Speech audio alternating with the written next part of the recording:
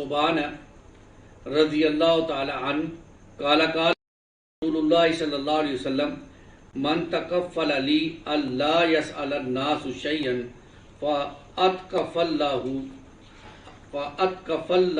بالجنہ فقال صوبان انا فکان لا یسأل احدا شیئا۔ سیدنا صوبان رضی اللہ تعالیٰ عنہ سے مروی ہے، وہ بیان کرتے ہیں کہ رسول اللہ صلی اللہ علیہ وسلم نے فرمایا کوئی جو مجھے اس بات کی ضمانت دے کہ وہ لوگوں سے کسی چیز کا سوال نہیں کرے گا تو میں اسے جنت کی ضمانت دیتا ہوں۔ سیدنا صوبان نے کہا کہ پھر وہ کسی سے کچھ نہیں مانگتے تھے۔ یہ بڑی اہم روایت ہے، خودداری کو انسان اپنے اندر پیدا کرے اور انسان جو ہے وہ مانگنے کی روش سے بچے، یہ اللہ کو پسندیدہ نہیں ہے۔ دیکھیے کہ جب انسان کو کچھ ضرورت ہو اور مجبوری ہو تو مانگا جا سکتا ہے، اس کی کوئی ممانعت اتنی وہ نہیں ہے، لیکن انسان بغیر ضرورت ہی سوال کرتا رہے۔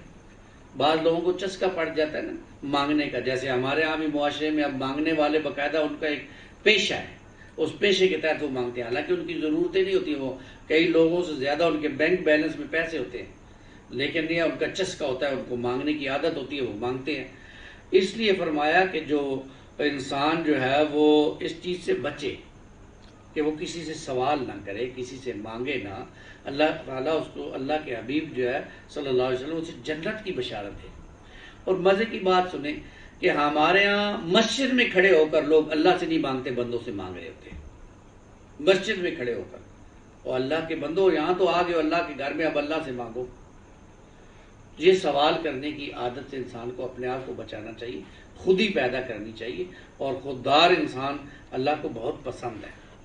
اور یہ خودی جو اقبال نے جس خودی کا تذکرہ کیا وہ یہی ہے کہ انسان اپنی خودی کسی کے آگے ظاہر نہ کرے، اور اللہ تعالی ہمیں بھی اس کے اندر سوال سے بچنے کی توفیق عطا فرمائے اور اپنی ضروریات کو کم کریں تاکہ ہمیں سوال کرنے کی نوبت ہی نہ آئے۔